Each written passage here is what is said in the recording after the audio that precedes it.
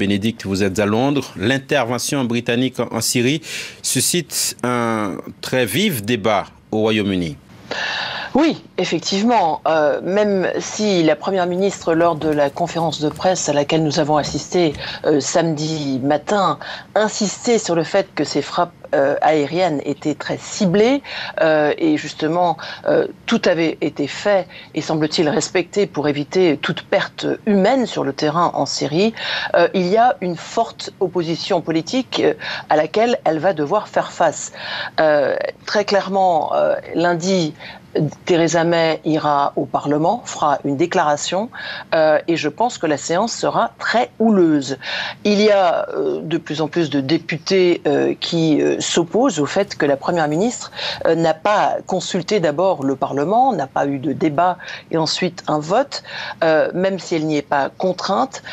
Il y a notamment le dirigeant de l'opposition, Jeremy Corbyn, qui considère que la légitimité, malgré ce que dit la Première ministre britannique, Theresa May, est tout à fait discutable et même si, il faut le dire, le gouvernement britannique, et c'est intéressant, hier a publié très rapidement après la conférence de presse un document prouvant, dit-il, la légitimité de ces frappes aériennes. Est-ce que Theresa May est prête à de nouveau engager les forces britanniques en Syrie ?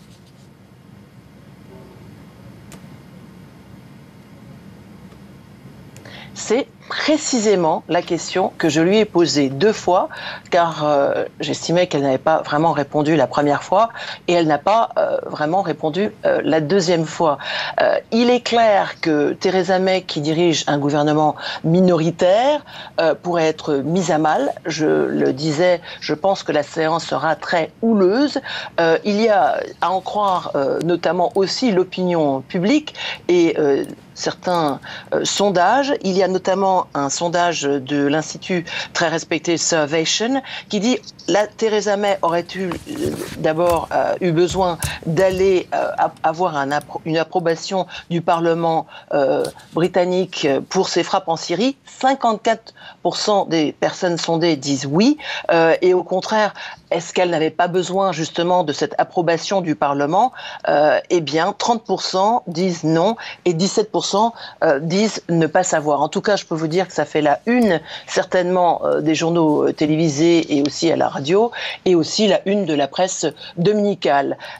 Donc, je pense que Theresa May va avoir fort à faire lundi après-midi pour convaincre, même s'il n'y aura pas de vote, on pense sur ce sujet et sur d'éventuelles frappes futures, et ni même d'avis et de vote sur le fait qu'il y ait eu des frappes et est-elle justifiée samedi. Je pense qu'elle aura beaucoup à faire pour convaincre une majorité de députés qu'elle n'avait pas besoin de ce feu vert et certainement l'opinion publique aussi ne semble pas soutenir ces frappes aériennes. Merci Bénédicte Pavio à Londres.